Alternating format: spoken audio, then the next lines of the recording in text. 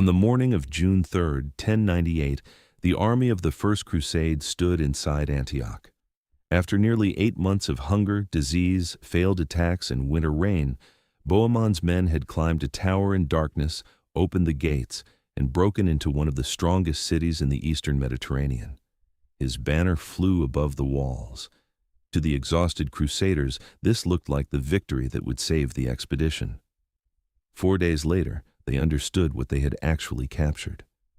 Beyond the walls, a relief army under Kerbogha of Mosul was closing around the city. Above them, the Turkish garrison still held the citadel on Mount Silpius. Inside Antioch, the warehouses were nearly empty because the crusaders themselves had spent months cutting the city off from food. The men who had starved outside the walls were now starving inside them. They had captured Antioch, but they had not escaped the siege. They had simply changed sides. That was the paradox of the campaign. The walls that had protected Antioch from the crusaders were now supposed to protect them from Kerbogha. But walls are useful only when the army behind them has food, horses, discipline, and control of the high ground. The crusaders had none of those things. Their greatest victory had turned the city into a prison. To understand how they ended up there, go back to October 1097, when the crusading army first reached Antioch. The city stood between the Orontes River and Mount Silpius, roughly 12 miles from the Mediterranean. Its defenses climbed from the river valley onto the ridges, ending at a citadel high above the streets. Hundreds of towers reinforced the walls, while steep ground made several sectors extremely difficult to assault. Antioch was not simply another city on the road to Jerusalem. It controlled the northern gateway into Syria. Marching past it would leave a hostile fortress behind the supply line. Reinforcements from Byzantine territory or the coast could be intercepted. A retreat north could be cut off.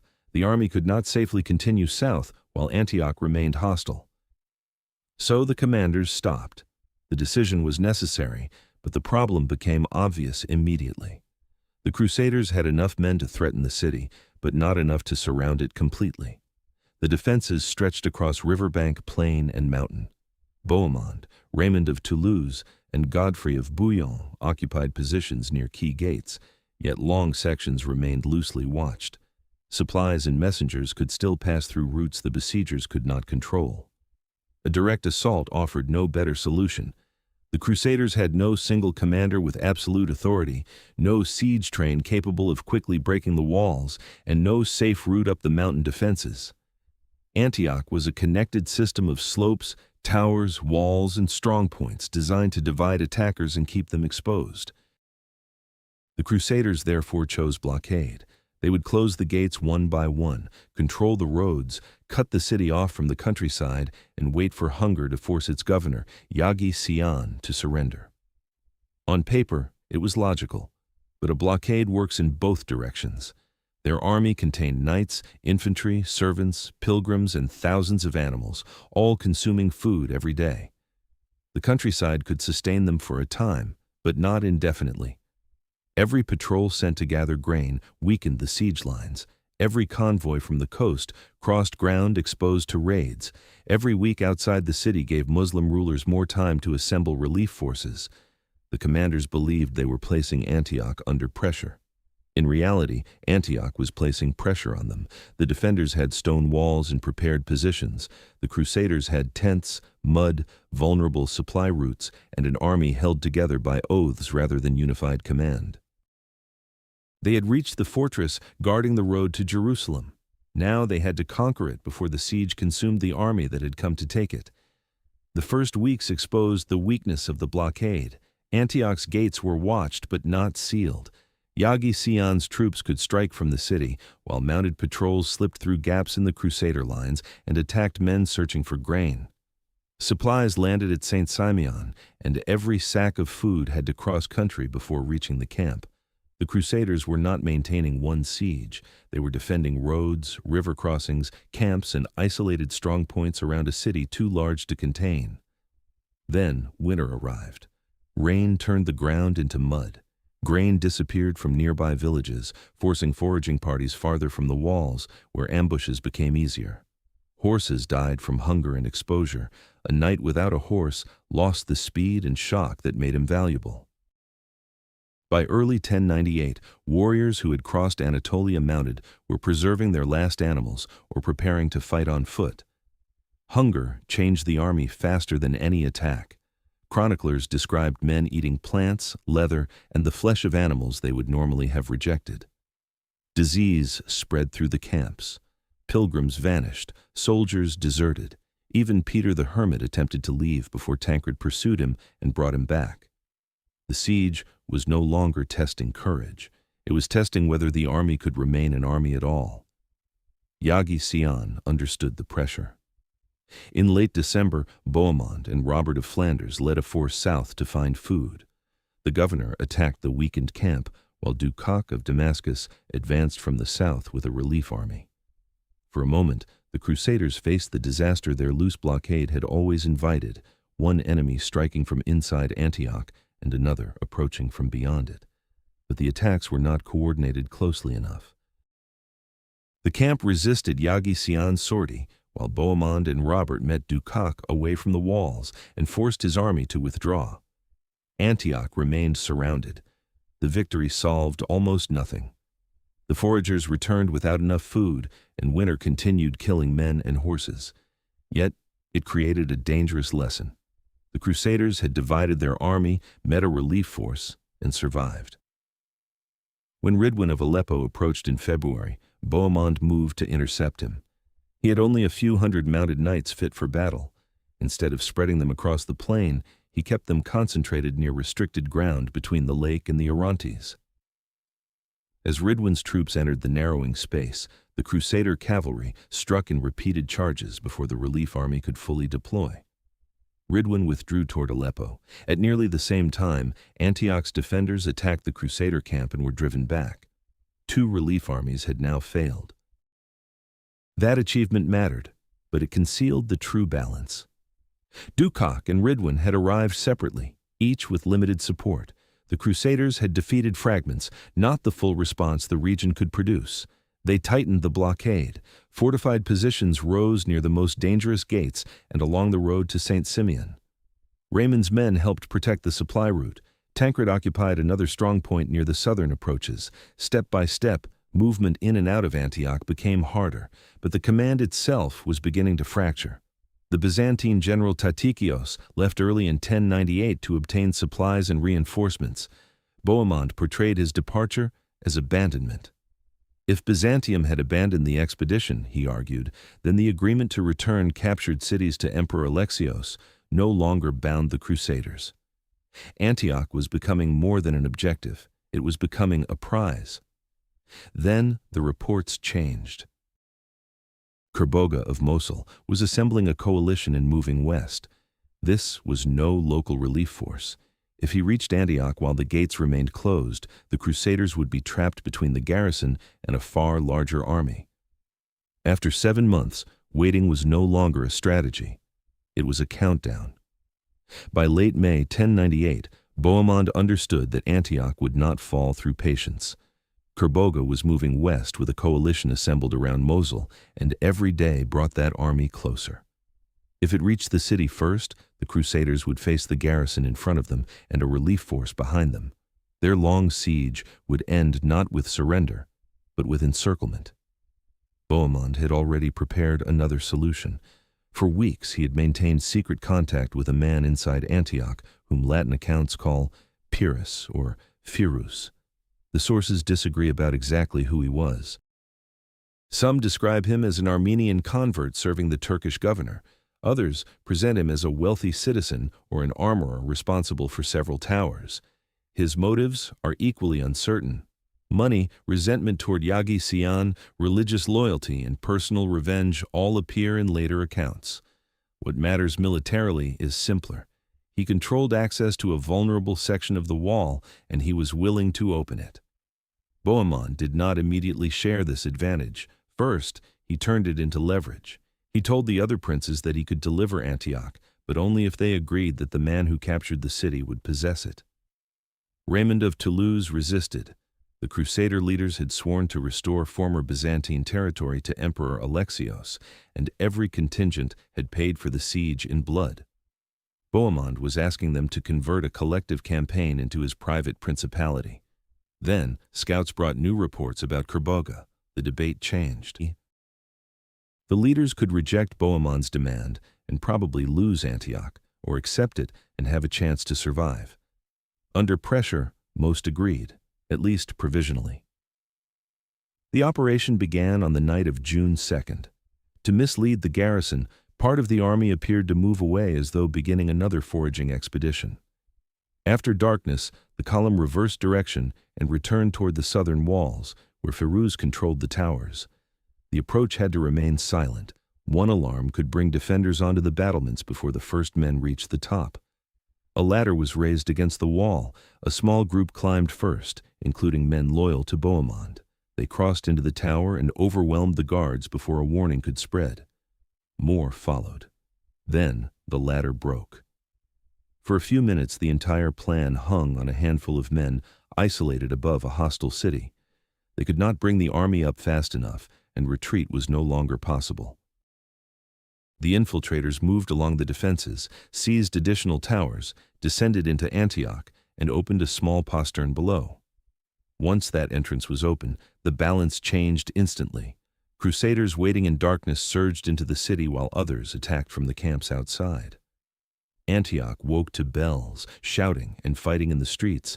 Yagi Sian fled through one of the remaining exits, apparently believing the defenses had collapsed completely. He was later killed outside the city. Organized resistance broke across most districts, and the assault became a massacre. Muslim soldiers and civilians were killed, while in the confusion, some local Christians also died. This was not a clean seizure of a military objective. It was the violent destruction of a city after 8 months of accumulated hunger and fear. By morning, Bohemond's banner was flying above the captured towers. His bargain had worked. But only partly. The citadel on Mount Silpius had not fallen. Yagi Sian's son, Shams al-Dawla, withdrew there with surviving troops and still controlled the high ground overlooking Antioch. Below, the Crusaders searched houses and storehouses for supplies that could restore their army. They found almost nothing. The blockade had done its job too well. The city they had captured had already been stripped of food. The Crusaders had taken the walls, but they had not taken security, control of the citadel, or the provisions needed to survive another siege. Then, lookouts saw movement beyond the plain. Kerbogha's army was arriving. Kerbogha reached Antioch on June 5th. 2 days later, his troops attacked the city they had come to save. The Crusaders now occupied the same walls that had resisted them for 8 months, but their position was worse than Yagi Sian's had ever been. Kerbogha controlled the plain, the roads, and the abandoned siege camps outside. His patrols cut the routes toward St. Simeon and the coast. No convoy could enter. No foraging party could leave. The blockade the Crusaders had built was now being used against them. Above the streets, the citadel remained in Turkish hands. Its garrison held the summit of Mount Silpius and watched the city from the one position the Crusaders had failed to capture. Men had to be stationed below it day and night. Barricades and defensive works were thrown across the approaches because an attack from the citadel during a general assault could split the defenders from inside. Kerbogha tested the city immediately. His forces attacked near the citadel and along the southwestern defenses, searching for a weak point before the Crusaders could reorganize. On June 12th, a major assault came close to taking part of the wall. Fighting continued around the towers until the attackers were pushed back. The city held, but the result proved something the defenders already feared. The walls had bought time, not safety. Inside Antioch, hunger returned almost at once. Grain was scarce. Horses that had survived the first siege were slaughtered for food. Men searched houses for anything edible and found storerooms already emptied by months of blockade. Some deserted by lowering themselves from the walls at night, others hid in buildings rather than report for duty. Contemporary chroniclers called them rope dancers because of the way they escaped over the defenses. There was still one possible source of rescue. Emperor Alexios I was advancing through Anatolia with a Byzantine army. But he never reached Antioch. Stephen of Blois had abandoned the Crusader camp shortly before the city fell. On his journey north, he encountered Alexios and reported that Kerbogha's army had arrived, the expedition was trapped, and its destruction was virtually certain. With reports of another Turkish threat behind him, the emperor turned back. From his perspective, risking the imperial field army to rescue a force believed already lost made little sense. Inside Antioch, however, the decision looked like betrayal. The Crusaders were now alone. Then, a poor Provençal cleric named Peter Bartholomew claimed that St. Andrew had appeared to him in visions. According to Peter, a relic of the spear that had pierced Christ's side lay buried beneath the cathedral of St. Peter. Many leaders were skeptical. Adhemar of Le Puy had seen another object revered as the Holy Lance in Constantinople. But Raymond of Toulouse supported the search. On June 15th, men dug into the cathedral floor. Hours passed without a discovery. Then, Peter entered the pit and produced a piece of iron that supporters declared to be the Holy Lance. Whether it was authentic, planted, or simply misidentified cannot be proven. Militarily, that question was less important than what happened next. The discovery gave a starving army a story in which its suffering was not evidence of defeat, but a test before victory. Men who had been preparing to escape began fasting, confessing, and returning to their units. The relic did not create food, horses, or reinforcements. It restored something the army had been losing faster than all three: cohesion. Bohemond still tried negotiation. Peter the Hermit was sent to Kerbogha, but no agreement followed.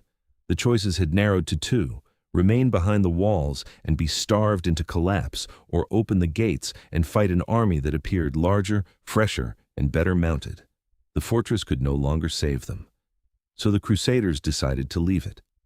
On the morning of June 28, 1098, the bridge gate of Antioch opened. The First Crusader division emerged onto the plain. Then another followed. Then another.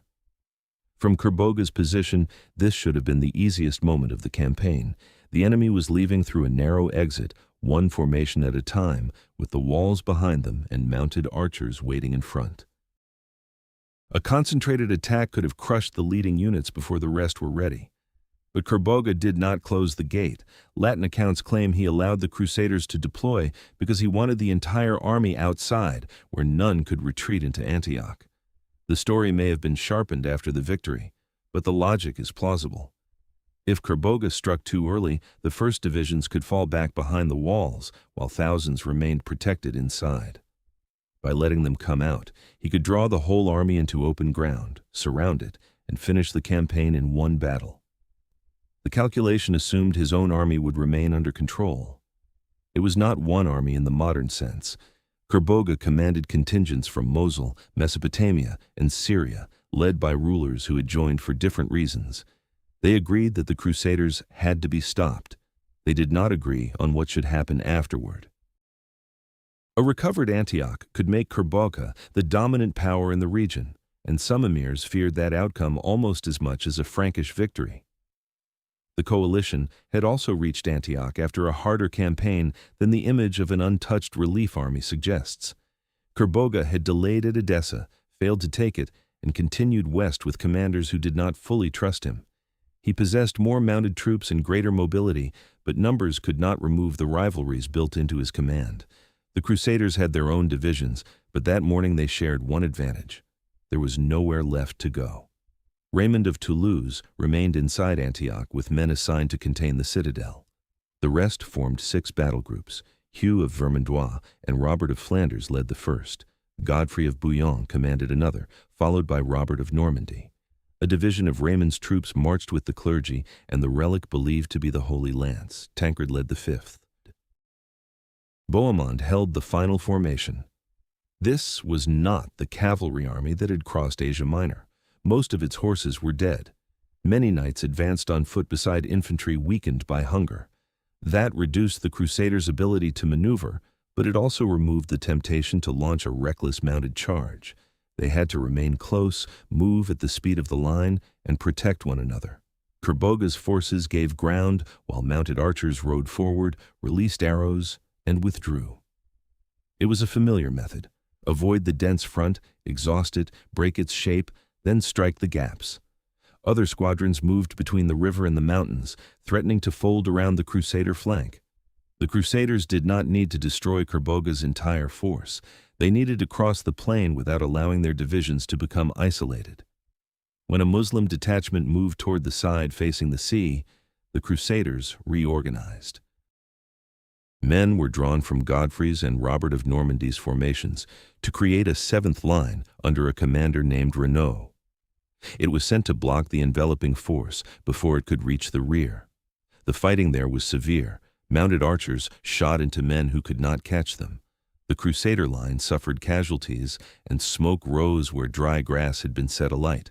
Every advantage still appeared to belong to Kerbogha: mobility, space, and the ability to attack from several directions.